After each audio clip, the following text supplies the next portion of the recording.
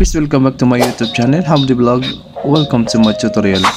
So guys, meron ako nabasa sa last video ko kung saan ang comment niya guys ay nagtatanong siya kung paano mag-transfer ng pera galing sa Alinmato Tecmo mobile application.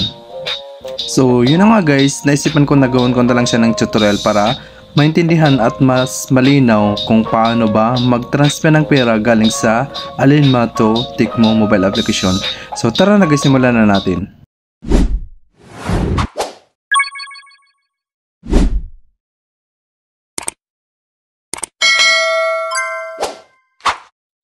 So ito na nga guys, i-open na natin yung application natin sa Alinma mobile application para tayo mag-login.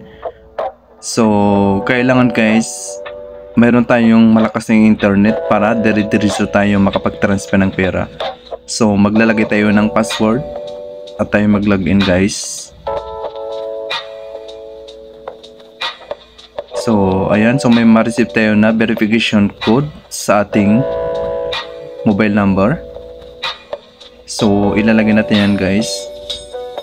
Kaya dapat active yung mobile number natin para makareceive siya ng verification code. So ito na guys. So punta tayo sa transfer. Nandito lang sa baba yung transfer. Tapos i-tap natin yan para makapunta tayo sa local banks. Then para mapunta din tayo doon sa ating beneficiary list. Ayan. Then tap natin yung local banks. Ayan. So nandito na guys yung papadalan ko ng pera kasi dati na-add ko na to.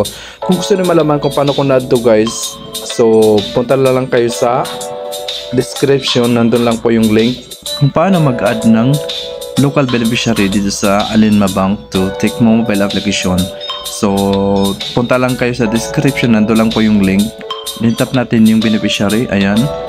So dito guys, maglalagay tayo ng amount kung paano yung i-transfer natin ng pera doon sa taong papadala nyo guys. For example, itong account ko sa Tecmo. So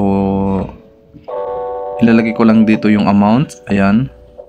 Then tapos yung purpose of transfer. So ang pipiliin ko dito guys ay transfer to family. Ayan. So dito guys sa memo ay optional lang yan. So pag alam niyo na tama na yung nilagay nyo, then itap natin yung next. So ayan na guys, review and confirm. So dito guys, i-check mo muna natin yung mga details dito kung tama ba o may mali. So siguro naman pag alam niyo yung tama, so i-confirm na natin guys. Itap natin yung confirm dito sa baba, yung kulay na blue. So dito guys, may ma-receive ulit tayo ng verification code sa ating mobile number. So ilalagay natin yan guys.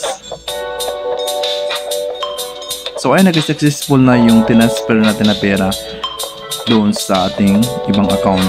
So okay na guys, madali lang guys, basta sundan lang yung steps na ginawa ko.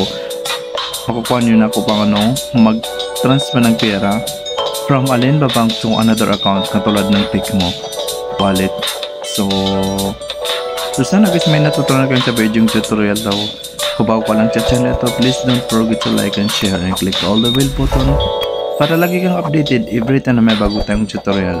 So kung may mga questions kayo o mga suggestion, mag-comment lang po kayo sa baba. Try po natin sagutin yan o baka pwede po natin gawin yan ng tutorial guys.